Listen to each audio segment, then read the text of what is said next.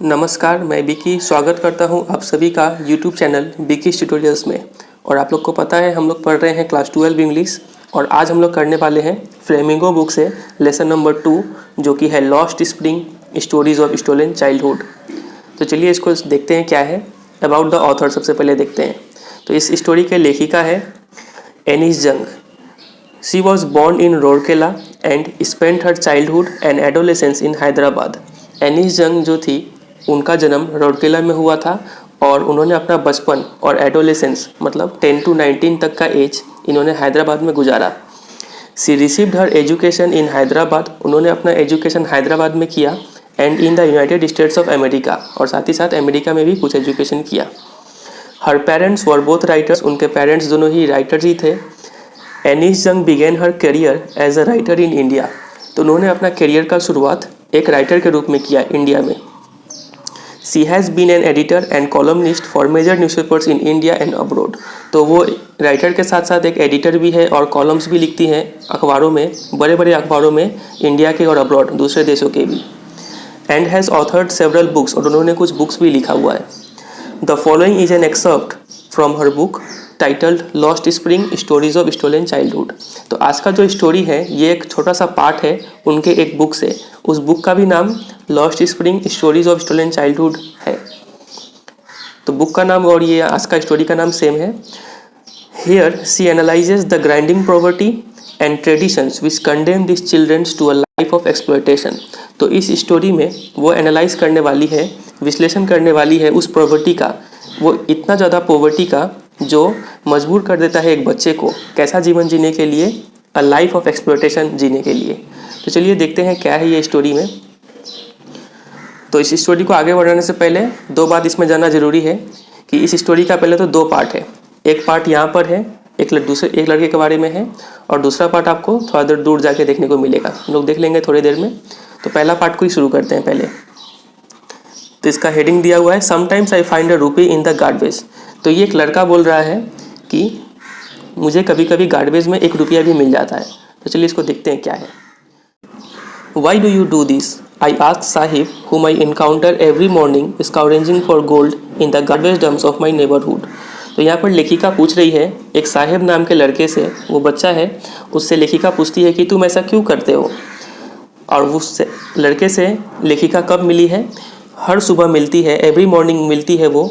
और वो लड़का क्या कर रहा होता है? स्काउरेंजिंग का मतलब होता है लुकिंग फॉर, कलेक्ट करना। वो चुन रहा होता है कचरे में से कोई गोल्ड। यहाँ पे गोल्ड का मतलब है कोई भी प्रीशियस थिंग्स। कचरे में से कोई काम का चीज़ वो चुन रहा होता है लेखिका के नेबरहुड में, पड़ोस में। तो लेखिका उससे रोज़ सुबह मिलती है और उससे पूछती है कि तुम ऐसा क्यों करते हो, कचरा क्यों चुनते हो। Saheb left his home long ago. तो यहाँ पर साहेब के बारे में कुछ बात बताया गया है। बोला जा रहा है कि साहेब अपना घर बहुत दिन पहले छोड़ के आया हुआ है। Set amidst the green fields of Dhaka. और उसका घर जो था वो ढाका के हरे भरे मैदानों में था। आपको पता है ढाका बांग्लादेश का कैपिटल है, तो वहाँ पे उसका घर था पहले। His home is not even a distant memory. और उसके यादों में दूर दूर तक उसका घर नहीं है, मतलब उसको पता ही नहीं है कि उसका घर कैसा था, नहीं था।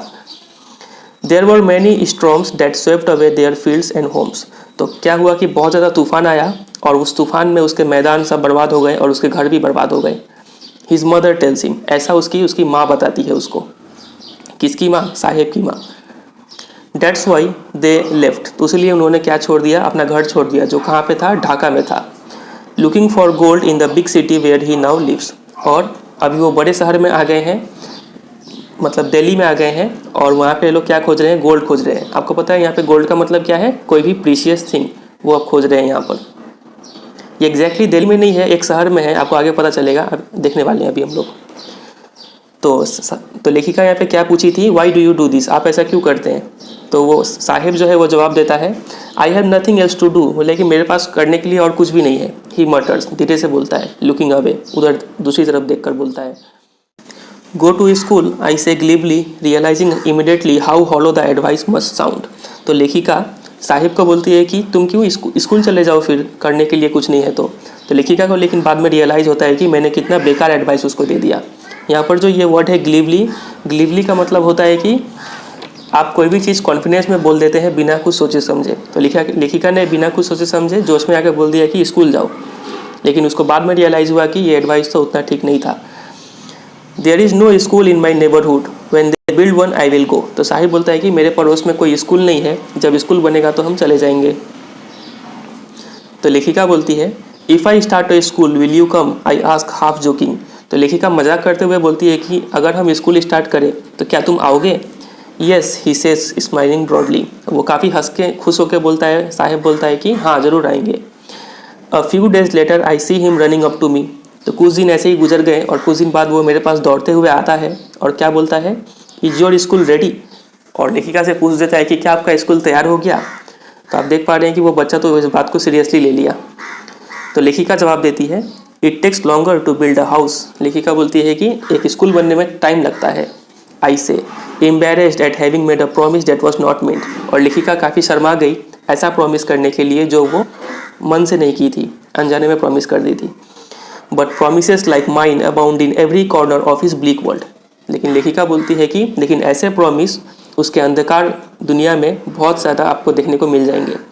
अबाउंड मतलब मैनी होता है, ब्लीक मतलब होपलेस डार्क, ऐसा वर्ल्ड में काफ़ी ज़्यादा प्रोमिसेस उसको मिलते हैं, लेकिन वो सब पूरा नहीं होते हैं। After months of knowing him, महीनों गुजर गए उसको जानते हुए महीनों गुजर गए। I ask him his name. तो मैंने उसका नाम पूछा। तो साहिब आलम ही अनाउंसेस, वो अनाउंस करते हुए बोलता है कि मेरा नाम साहिब आलम है। He does not know what it means, उसे पता नहीं है उसके नाम का मतलब क्या है। If he new it's meaning Lord of the universe he would have a hard time believing it. अगर उसको उसके नाम का मतलब पता चल जाए, और उसका नाम का मतलब क्या है, लॉर्ड ऑफ द यूनिवर्स मतलब ब्रह्मांड का राजा, अगर उसका नाम का मतलब उसको पता चल जाए तो he would have a hard time believing it. तो उसको विश्वास करने में काफ़ी समय लगेगा, उसको विश्वास ही नहीं होगा कि वो तो काम करता है कचरा चुनने का, और लेकिन नाम है यूनिवर्स का राजा, ऐसा कैसे हो सकता है। Unaware of what his name represent he roams the street with his friends. तो उसका नाम का मतलब क्या है, इस अनजाने में वो क्या करता है, रास्ते में भटकते रहता है अपने दोस्तों के साथ। An army of bear foot boys who appear like the morning birds. और उसके जो दोस्त लोग हैं वो सभी क्या होते हैं, नंगे पैर। सभी लोग नंगे पैर रहते हैं, पैरों में ना चप्पल ना कुछ रहता है, और सभी सुबह की चिड़िया के जैसे निकलते हैं। एंड डिसअपियर एट नून, और दोपहर होते होते सब गायब हो जाते हैं। Over the months I have come to recognise each of them. और धीरे धीरे जैसे जैसे महीना बीता वैसे वैसे हम उन सबको पहचानना शुरू कर दिए। Why aren't you wearing chappals, I ask one. तो एक दिन लेखिका एक से पूछती है कि तुम लोग चप्पल क्यों नहीं पहनते हो।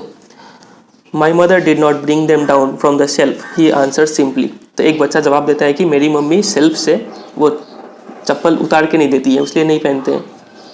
Even if she did he will throw them off एट्स another who is wearing shoes that do not match. तो एक दूसरा लड़का है वो जवाब देता है कि अगर इसकी मम्मी उतार के भी देगी ना तो ये वो चप्पल को फेंक देगा, वो पहनेगा नहीं। वो एक बच्चा जवाब देता है, और वो बच्चा ऐसा जूता पहना हुआ है, मतलब बेजोड़ा जूता पहना हुआ है वो।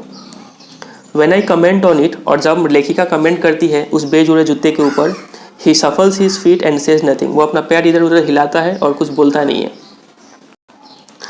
I want shoes says a third boy. तीसरा बच्चा बोलता है कि मुझे तो जूता ही चाहिए। Who has never owned a pair all his life. वो बच्चा अपने पूरे ज़िंदगी में आज तक जूता नहीं पहना है, तो उसका ज़िंदगी का उद्देश्य ही है जूता पहनना। Travelling across the country I have seen children walking bear foot. तो लेखिका बोलती है कि हम कंट्री में बहुत घूमे हैं और देखे हैं कि बच्चे नंगे पैर घूमते हैं, चलते हैं शहरों में एंड ऑन विलेज रोड में। It is not lack of money but a tradition to stay barefoot is one explanation. और ये नंगे पैर घूमने का कारण क्या है, ऐसा नहीं है कि पैसे का कमी है, बल्कि ये उनका परंपरा है, ऐसा बोला जाता है। वो लोग ऐसा रीज़न देते हैं कि हम लोग क्यों नंगे पैर घूमते हैं। I wonder if this is only an excuse to explain away a perpetual state of poverty. तो लेखिका सोचती है कि ये तो गरीबी छुपाने का सिर्फ एक एक्सक्यूज़ है, बहाना है कि आपका एक परंपरा है। सच बात तो ये है कि आप इतना गरीब है कि आप अफोर्ड नहीं कर सकते हैं चप्पल पहनना। तो ये लेखिका बोल रही है यहाँ पर। I remember a story a man from Udupi too once told me. तो लेखिका को एक कहानी याद आ जाता है जो एक मैन ने कहा था, और वो मैन कहाँ का है, उडुपी का है। तो देखिए वो कहानी क्या है। As a young boy he would go to school past an old temple. तो जब वो इंसान जब छोटा था तो वो एक टेम्पल के पीछे स्कूल जाता था। टेम्पल के आगे स्कूल होता था, उस स्कूल में वो जाता था। Where his father was a priest, और उस टेम्पल में उसके पिताजी पुजारी थे। He would stop briefly at the temple and pray for a pair of shoes. और वो इंसान थोड़ी देर के लिए टेम्पल पर रुकता था और प्रार्थना करता था कि हे भगवान मुझे जूता दिलवा दो। 30 years later I visited his town and the temple. तो 30 साल बाद, वो घटना का 30 साल बाद, मतलब ये जो इंसान जब प्रार्थना करता था उसके 30 साल बाद लेखिका खुद जाती है उस गांव में, उडुपी में, और टेम्पल को विजिट करती है। Which was now drowned in an air of desolation. मतलब वो गांव काफ़ी खाली खाली सा था। उस गांव में जाती है वो, इन द बैकयार्ड, और बैकयार्ड मतलब मंदिर के पीछे एक खाली ज़मीन था, उसको बैकयार्ड बोलते हैं। Where live the new priest, जहाँ पे अब नया पुजारी था, 30 साल में पुजारी चेंज हो गया था। There were red and plastic chairs, तो उस बैकयार्ड में लाल रंग के और सफ़ेद रंग के प्लास्टिक के कुर्सी थे। A young boy dressed in a grey uniform wearing socks and shoes arrive painting. तो एक बच्चा, जवान बच्चा, वो ग्रे यूनिफॉर्म पहने हुए, जूता मोजा पहने हुए और हाफते हाफते आया। And through his bag, school bag, on a folding bed, और वो अपना बैग फेंक देता है फोल्डिंग बेड पर। तो ये सब लेखिका देख रही है वहाँ पे खड़े होके। 30 साल बाद वो वहाँ पे गई हुई है। लुकिंग एट द बॉय, और वो बच्चे को देखते हुए, I remember the prayer another boy had made to the goddess when he had finally got a pair of shoes. तो वो बच्चे को देख के लेखिका को एक बात याद आ जाता है कि, क्या बात याद आता है उसको एक बच्चे का बात याद आ जाता है कि वो बच्चा, एक दूसरा बच्चा है, ये बच्चा जो था, इन्होंने देवी माँ से प्रार्थना किया था जब उसको जूता मिल गया था। क्या प्रार्थना किया था इस बच्चे ने? Let me never lose them, कि हे भगवान मेरा ये जूता कभी ना खोए, ये प्रार्थना किया था इस बच्चे ने। The goddess had granted his prayer. तो लेखिका बोलती है कि ऐसा लगता है कि देवी माँ ने उसका प्रार्थना सुन लिया। Young boys like the son of the priest now war shoes, और आजकल सभी पुजारी जो वहाँ पूजा करते हैं, उन सभी पुजारी के बच्चे लोग जूता पहनते हैं। But many others like the rag pickers in my neighbourhood remain shoelace. तो लेखिका बोलती है कि लेकिन मेरे पड़ोस में जो कचरा चुनने वाले बच्चे लोग हैं, उनके पास तो अभी भी जूता नहीं है। तो इस पैरा में सिर्फ ये कंपेयर किया गया है कि उस जो उडुपी के जो बच्चे हैं, वहाँ पर एक मंदिर था, वहाँ पे देवी माँ ने उसका प्रार्थना सुन लिया था और वहाँ के सभी पुजारी के बच्चे के पास अब जूता हो गया था। लेकिन पड़ोसी के जो रैग पिकर्स है, अभी भी उनके पास जूता नहीं है। इस पैरा में सिर्फ इतना ही बात है और कुछ नहीं है। आगे देखते हैं। My acquaintance with the barefoot rag pickers leads me to Seemapuri, a place on the periphery of Delhi. तो बोलता है कि उनसे जान पहचान होने का कारण मुझे कहाँ जाने का मौका मिला? सीमापुरी जाने का मौका मिला। और ये सीमापुरी जो शहर है, ये जगह है, a place on the periphery of Delhi, Delhi के किनारे बसा हुआ है। Yet miles away from it metamorphically. Metamorphically मतलब सिम्बॉलिकली, तुलना के रूप में तो आप बोल सकते हैं कि दिल्ली से ये मीलों दूर है। मतलब कहाँ दिल्ली और कहाँ ये सीमापुरी, कितना अंतर था दोनों में। ऐसा लग रहा था कि मीलों दूर है दोनों। तो लेखिका को, एनिस जंग को यहाँ जाने का मौका मिला, Seemapuri. Those who lived here are squatters. तो यहाँ पे जो लोग रहते हैं उन्हें स्क्वेटर्स बोलते हैं। स्क्वेटर्स मतलब ये लोग कहीं से दूसरे जगह से आए हुए होते हैं और ज़मीन को, जो अनयूज्ड लैंड है, उसको अनलॉफुली रहने लगते हैं वहाँ पर। उनके पास ज़मीन का कागज़ होता नहीं है, तो उन लोगों को स्क्वेटर्स बोलते हैं। तो ये स्क्वेटर्स लोग बांग्लादेश से आए थे 1970, who came from Bangladesh back in 1971। जो बांग्लादेश से आए हुए थे। और आपको पता है 1971 में क्या हुआ था? बांग्लादेश आज़ाद हो गया था। पहले पाकिस्तान और बांग्लादेश एक ही देश था ना, और 1971 में बांग्लादेश को इंडिपेंडेंस मिला था। तो तभी लड़ाई उड़ाई हुआ था, तो ये लोग भाग के इंडिया में आ गए थे। और कहाँ पे अभी बस गए हैं? सीमापुरी में। और सीमापुरी दिल्ली के पास का इलाका है। Sahibs family is among them. तो उन्हीं कुछ फैमिली में से साहिब का परिवार भी एक है। Seemapuri was then a wilderness. तो सीमापुरी जब ये लोग आया था 1971 में, उस समय सीमापुरी क्या था? एक वाइल्डरनेस था, मतलब एक वेस्टलैंड था। इट स्टिल इज, और अभी भी वो वेस्टलैंड ही है।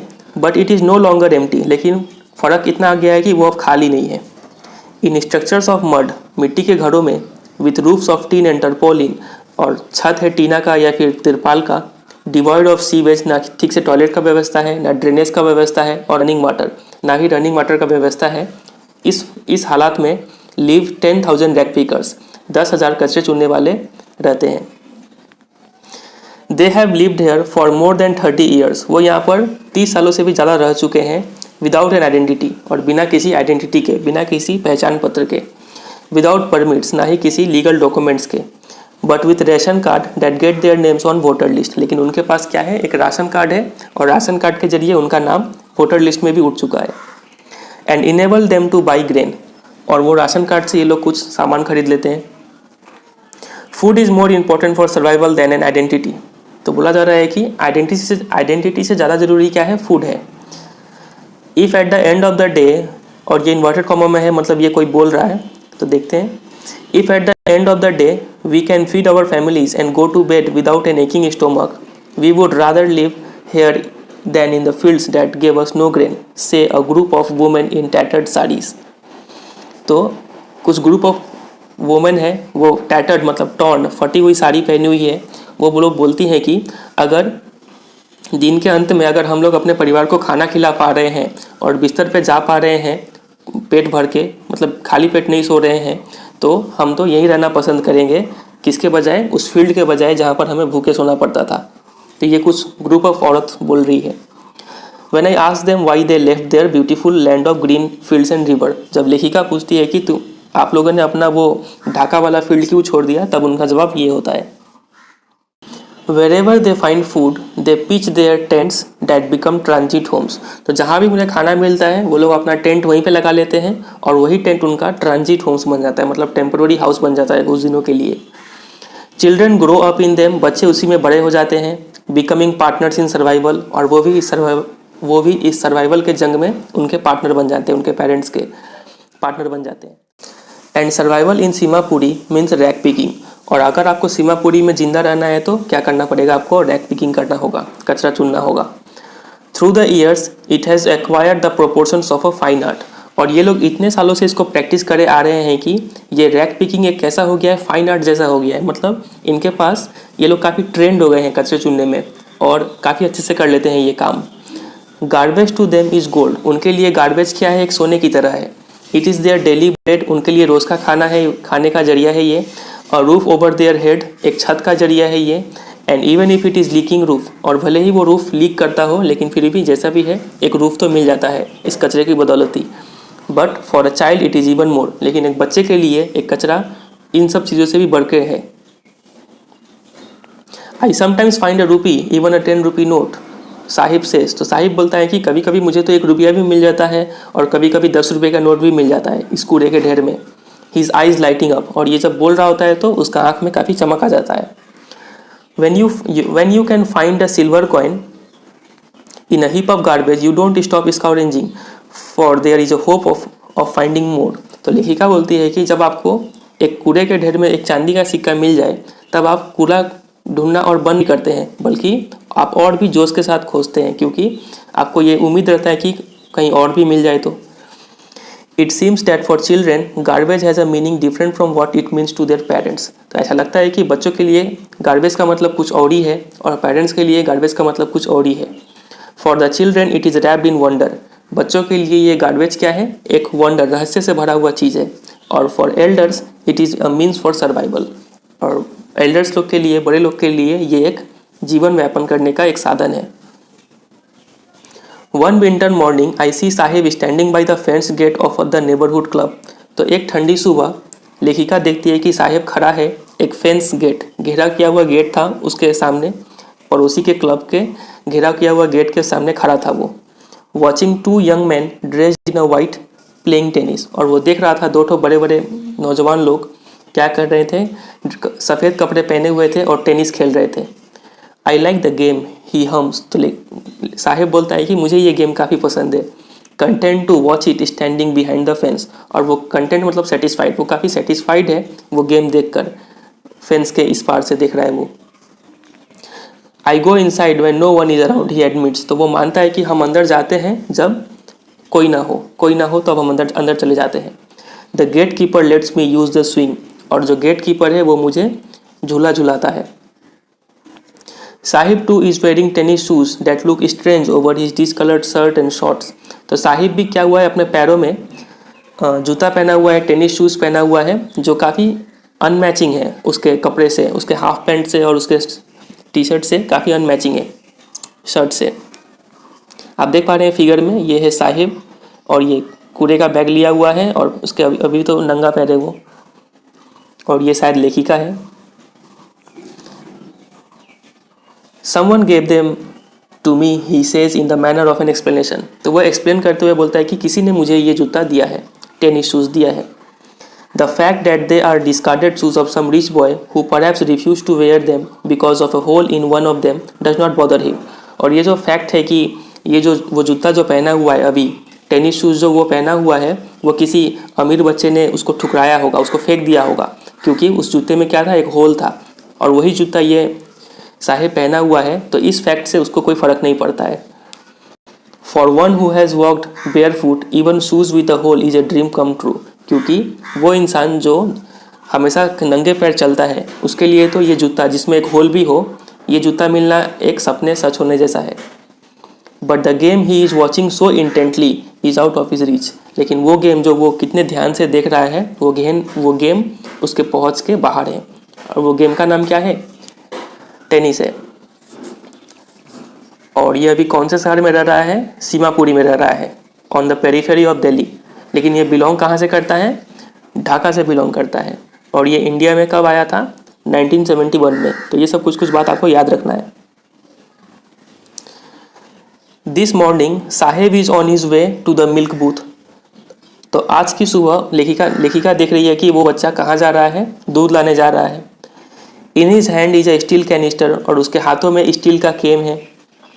I now work in a tea stall down the road, he says pointing in the distance. तो वो हाथ से दिखाते हुए बोलता है कि अब हम उस चाय के दुकान में काम करते हैं, और अभी वो दूध लाने जा रहा है।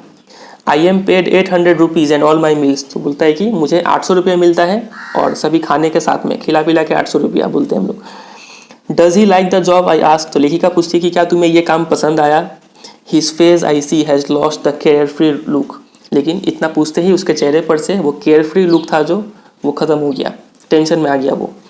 The steel canister seems heavier than the plastic bag he would carry so lightly over his shoulder. अभी जो वो केन, जो स्टील का केन उठा रखा था, वो उसके लिए काफ़ी भारी था उस प्लास्टिक बैग की तुलना में, जब वो उठाता था, जब कचरा चुनता था तब। द बैग वॉज हिज, उस समय उसका बैग अपना होता था। और इस समय canister belongs to the man who owns the tea shop. और इस समय वो जो केन है वो उस इंसान का है जो इसे काम पे रखा हुआ है। Saheb no longer his own master. तो साहिब अब अपना मास्टर खुद नहीं रहा, वो अब किसी का गुलाम बन चुका है, तो इसलिए साहिब अब खुश नहीं है। तो यही है, फिर ये है पार्ट 1। तो ये साहिब का कहानी इतना ही था यहाँ पर। अब हम लोग देखेंगे पार्ट 2। ये एक दूसरे बच्चे का कहानी है, अभी थोड़ी देर में देखने वाले हैं। तो इसको शुरू करते हैं। बोला जा रहा है कि I want to drive a car. इसका हेडिंग ये है, Mukesh insists on being his own master. तो एक दूसरा लड़का आ गया जिसका नाम है मुकेश। वो बोलता है कि I will be a motor mechanic, he announces. तो इसका क्या करने का मन है? ये एक मोटर मैकेनिक बनना चाहता है Mukesh. Do you know anything about cars, I ask. तो लेखिका पूछती है कि क्या तुम कुछ भी जानते हो कार्स के बारे में? तो मुकेश जवाब देता है, I will learn to drive a car. लेकिन नहीं, हम सीख लेंगे, he answers looking straight into my eyes. और एकदम आंख में आंख डाल के जवाब देता है, मतलब वो कॉन्फिडेंस से भरा हुआ है। His dream looms like a mirage amidst the dust of streets that fill his own town Firozabad. तो उसका जो ये सपना है कार मैकेनिक बनने का, मोटर मैकेनिक बनने का, ये सपना एक भ्रम की तरह है। मिराज आप जानते होंगे, मिराज मतलब क्या होता है? डेजर्ट में आपको एक ऐसा अपीयरेंस देखने को मिलेगा, लगेगा कि वहाँ पे पानी है, लेकिन आप पास जाएंगे तो वो पानी नहीं होगा वहाँ पर। एक साइंटिफिक फेनोमेनन है ये। तो एक भ्रम जैसा है उसके लिए ये सपना, वो भ्रम जो फिरोजाबाद की धूल भरी रास्तों में देखने को मिलेगा। Famous for its bangles. और ये फिरोजाबाद शहर फेमस है अपनी चूड़ियों के लिए। Every other family in Firozabad is engage in making bangles. Firozabad का हर दूसरा परिवार किस में इंगेज है? चूड़ी बनाने में इंगेज है। It is the centre of India's glass blowing industry. तो इंडिया के जितने भी ग्लास बनता है वो फिरोजाबाद में ज़्यादा सेंटर है इसका। Where families have spent generations working around furnaces. यहाँ पे परिवार है अपना बहुत सारे पीढ़ी गुजार दिए हैं भट्टी के सामने काम करते हुए। वेल्डिंग ग्लासेस को ज्वाइन करते हुए। Making bangles for all the women in the land it seems. और चूड़ी बनाते हुए, और इतना ज़्यादा चूड़ी बनाते हैं कि लगता है कि इस लैंड पर जितने भी औरत है सबके लिए चूड़ी यहीं पर बनता है। इतना ज़्यादा चूड़ी वहाँ पे बन रहा था। कहाँ पर? फिरोजाबाद में। मुकेश's फैमिली इज अमोंग देम, तो इसी सब में से एक परिवार मुकेश का भी है जो चूड़ी बनाता है। None of them know that it is illegal for children like him to work in the glass furnaces with high temperatures. किसी को भी यह बात पता नहीं है कि उसके जैसे छोटे बच्चे को इस भट्टी में काम करना, इतना हाई टेम्परेचर में काम करना इलीगल चीज़ है। In dingy cells without air and light, dingy means dark, ठीक है, अंधकार रूम में बिना हवा का बिना लाइट का काम करना ये इलीगल है। That the law if enforced, और अगर ये लॉ को लागू कर दिया जाए, could get him and all those 20,000 children out of the hot furnaces, अगर ये लॉ को लागू कर देंगे तो उसके जैसे 20,000 बच्चे क्या हो जाएंगे, इस गर्म तपती भट्टी से आज़ाद हो जाएंगे। Where they slog their daylight hours, उस भट्टी से जहाँ पर वो अपना दिन का काफ़ी ज़्यादा समय मेहनत करते हुए गुजारते हैं। Often losing the brightness of their eyes, और अक्सर गुजारते गुजारते वो अपने आंखों के चमक खो देते हैं, मतलब वो धीरे धीरे क्या हो जाते हैं, ब्लाइंड हो जाते हैं। Mukesh's eyes beam at as he volunteers to take me home, तो मुकेश का आंखों में काफ़ी ज़्यादा चमक आ जाता है जब वो बोलता है कि लेखिका जी आप चलिए हमारे घर चलिए। Which he proudly says is being rebuild, और वो काफ़ी प्राउड होकर बोलता है कि मेरा घर तो अभी नया नया बना है, फिर से बना है, आप चलिए देखिए मेरे घर को। We walk down stinking lanes choke with garbage, तो हम गलियारे से गुजरते हैं और वो गलियारा क्या है, कचरों से चोक हो गया है, जाम हो गया है और काफ़ी गंद आ रहा है वहाँ से। Past homes that remain hovels with crumbling walls, ऐसे ऐसे घर को पास किए जो क्या था, झोपड़ी था और उनके वॉल टूटे हुए थे, क्रम्बलिंग मतलब टूटा हुआ था। Wobbly doors, wobbly means unsteady, डोलता हुआ दरवाज़ा मतलब काफ़ी कमज़ोर सा दरवाज़ा था। नो विंडोज़, ना खिड़की था। Crowded with families of humans and animals को एग्जिस्टिंग इन अ प्रीमेवल स्टेट, लेकिन उस झोपड़ी में भी इतने ज़्यादा लोग और इतने ज़्यादा एनिमल्स सब एक साथ रह रहे थे, ऐसा लग रहा था कि हम प्रीमेवल स्टेट में आ गए। प्रीमेवल स्टेट का मतलब होता है लगभग लग रहा था कि हम एंशियंट टाइम्स में आ गए हैं, पहले लोग जानवरों के साथ रहते थे, लग रहा था वैसे ही अभी देखने को सीन मिल रहा है। He stops at the door of one such house, तो ऐसे ही एक घर के सामने वो रुकता है। वो कौन रुकता है? मुकेश रुकता है। Bangs a wobbly iron door with his foot, और अपने पैरों से एक वैसे ही अनस्टेडी लोहे का दरवाजा को मारता है, पुशेस इट ओपन, और उसको खोल देता है पैर से। We enter a half build shack, तो हम एक आधा बना हुआ झोपड़ी में ढूंढते हैं। In one part of it, और उस झोपड़ी के एक पार्ट में, thatched with dead grass is a firewood stove over which sits a large vessel of sizzling spinach leaves, और उस झोपड़ी के कोने में क्या देखने को मिलता है, एक चूल्हा देखने को मिलता है जो घास उससे बना हुआ है, डेड ग्रास से बना हुआ है, और उस चूल्हे पे एक बड़ा सा वेसल चढ़ा हुआ है और उसमें स्पिनाच मतलब पालक पक रहा है, पालक साग। और on the ground in a large aluminium platters are more chopped vegetables, और ग्राउंड पे बड़े बड़े एल्यूमिनियम के प्लेट्स में क्या पड़े हुए हैं, और भी कटे हुए सब्जी पड़े हुए हैं। A frail young women is cooking the evening meal for the whole family, यहाँ पे फ्रेल का मतलब होता है वीक, और वीक एक औरत क्या कर रही थी, शाम का खाना पका रही थी पूरे परिवार के लिए। Through eyes filled with smoke she smiled, और उस चूल्हे से काफ़ी धुआं निकल रहा था, तो लग रहा था उसके आंखों में क्या है, पूरा धुआं चला गया था, लेकिन उस हालत में होते हुए भी वो क्या की, मुस्कुरा दी, क्योंकि लेखिका आई हुई थी उसके घर में। और वो औरत थी कौन? She is the wife of Mukesh's elder brother, तो मुकेश का जो बड़ा भैया है उसकी पत्नी, मतलब मुकेश का भाभी थी। तो आप देख पा रहे हैं यहाँ पे लग रहा है कि चाइल्ड मैरिज का केस है, क्योंकि मुकेश तो खुद ही एक बच्चा था और उसका भैया का पत्नी काफ़ी कम उम्र में शादी हुआ होगा, इसका मतलब। Not much older in years, ज़्यादा उम्र में बड़ी नहीं थी वो मुकेश से। She has begun to command respect as the bahu, और वो एक बहू का रिस्पेक्ट पा रही थी। बहू को इंग्लिश में क्या बोलते हैं? The daughter in law of the house, daughter in law थी घर की वो। Already in charge of 3 men, और वो 3 पुरुषों को संभाल रही थी। Her husband Mukesh and her father, उसके पति को देखना था उसे, मुकेश को ख्याल रखना था, उसके पिताजी का ख्याल रखना था, 3 लोगों को वो संभाल रही थी। When the older man enters, और जब वो बूढ़ा आदमी जब घर में आता है, बूढ़ा आदमी कौन? उसके पिताजी, मुकेश के पिताजी जब उसके घर में आते हैं, she gently withdraws behind the broken wall, वो तुरंत ही जाके एक टूटे हुए दीवार के पीछे छिप जाती है। And brings her veil closer to her face, veil मतलब घूंघट, और वो घूंघट अपने चेहरे पर ले आती है। एज कस्टम डिमांड्स, और जैसा कि रीत है, daughter in law must veil their faces before male elders, बहुओं को क्या करना होता है? फेस ढकना होता है अपने घूंघट से बुजुर्गों के सामने, मेल बुजुर्ग के सामने। तो ये वो भी कर रही थी वो। In this case the elder is an impoverish bangle maker, और इस केस में वो एल्डर था कौन? एक इम्पोवरिश मतलब वेरी पुअर बैंगल मेकर था, चूड़ी बनाने वाला इंसान था। मतलब मुकेश के पिताजी काफ़ी गरीब चूड़ी बनाने वाले एक इंसान थे। Despite long years of hard labor, first as a tailor, then a bangle maker, he has failed to renovate a house. तो कई साल मेहनत करने के बाद भी, पहले वो क्या थे? टेलर थे, फिर बाद में चूड़ी बनाने लग गए। इतना सब करने के बाद भी वो फेल हो गए अपने घर को पूरी फिर से बनाने में। रिनोवेट मतलब रीबिल्ड करने में। Send his 2 sons to school, अपने दोनों बच्चे को स्कूल भेजने में भी वो क्या हो गए? फेल हो गए। All he has managed to do is teach them what he knows, उसने सिर्फ ज़िंदगी में एक ही काम कर पाया है, वो उन्हें क्या कर पाया है? पढ़ा पाया है जो उसे आता था। क्या आता था उसे? The art of making bangles, सिर्फ चूड़ी बनाना सिखा पाया है वो मुकेश को और उसके बड़े भैया को, और कुछ नहीं कर पाया है। इट इज़ हिज करम his destiny says Mukesh grand mother, तो मुकेश की जो दादी है वो बोलती है कि ये तो इन लोगों का क्या है? करम है। करम मतलब नसीब है इसका।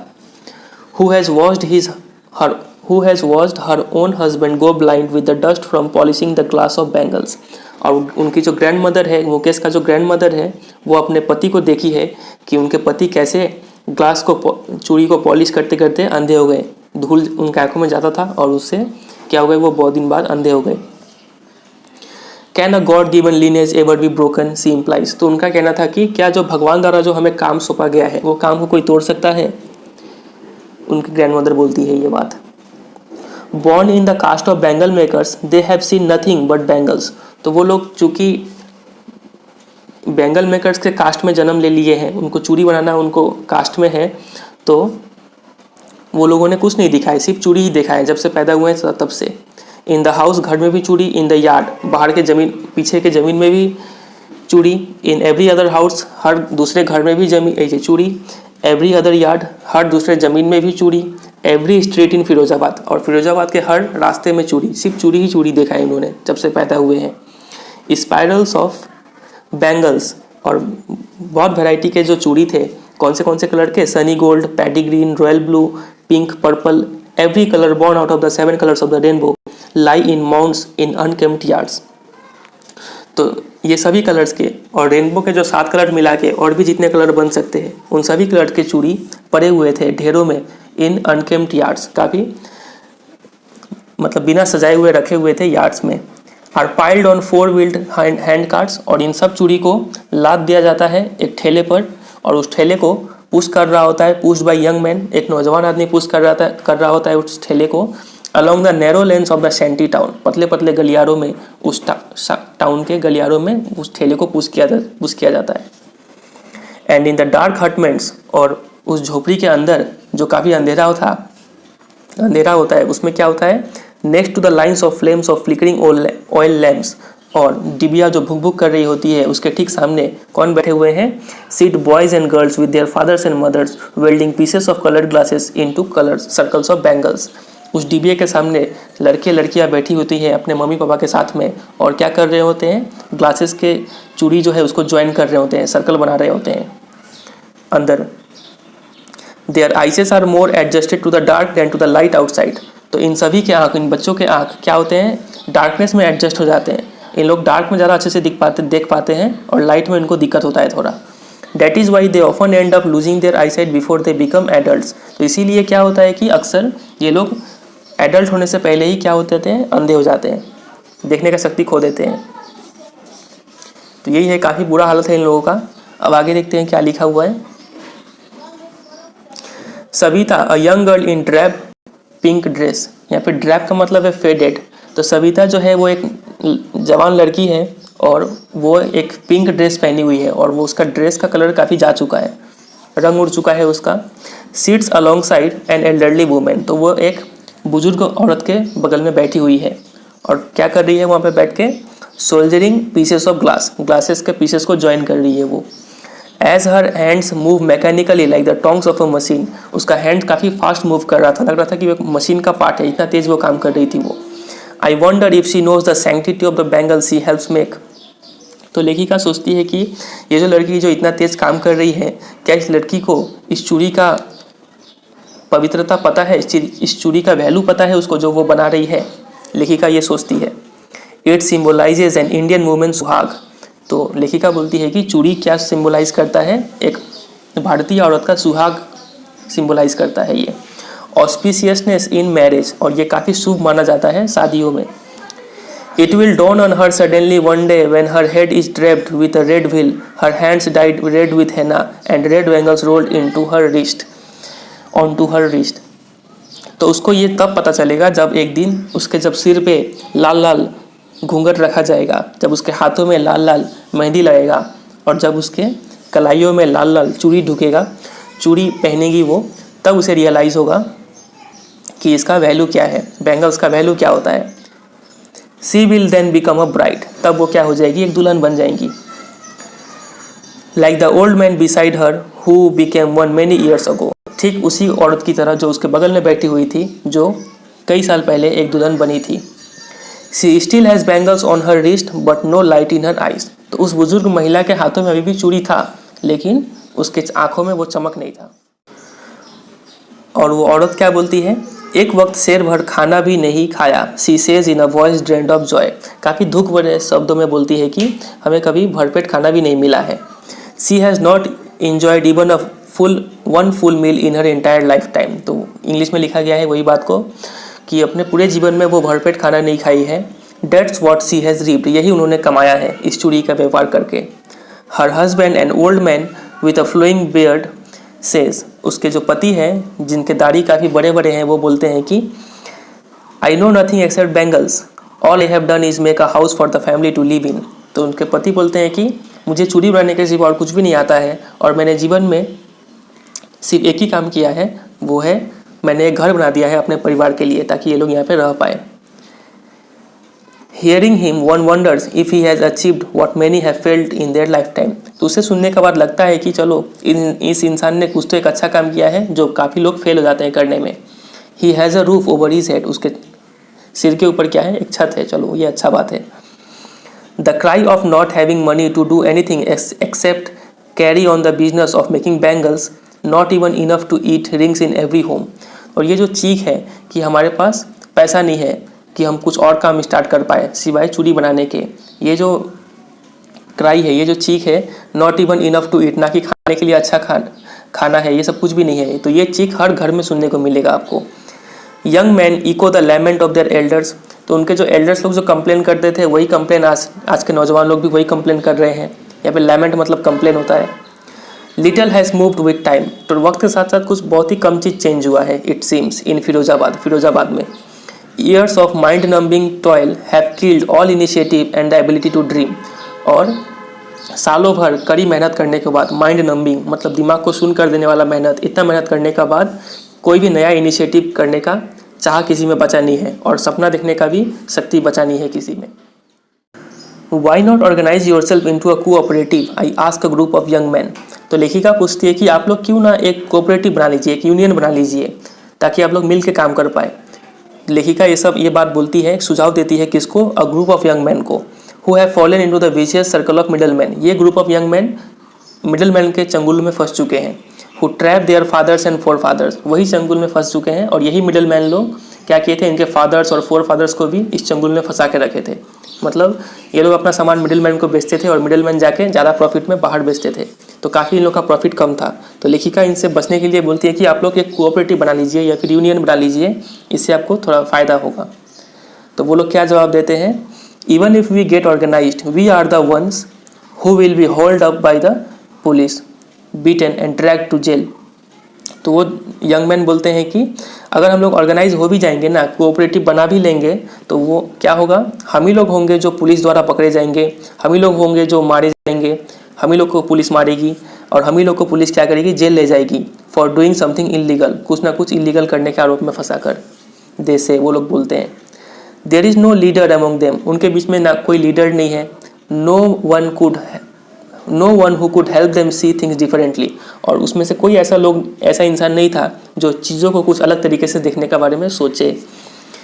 There fathers are as tired as they are, उनके पिताजी भी उतने ही थके हुए हैं जितने कि वो नौजवान लोग।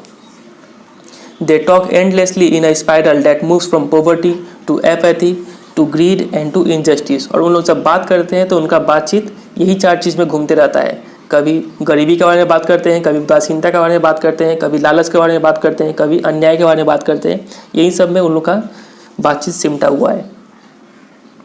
Listening to them I see 2 distinct worlds. तो लेखिका बोलती है कि इन लोगों को सुन के मुझे 2 वर्ल्ड देखने को मिल रहा है। पहला वर्ल्ड क्या है?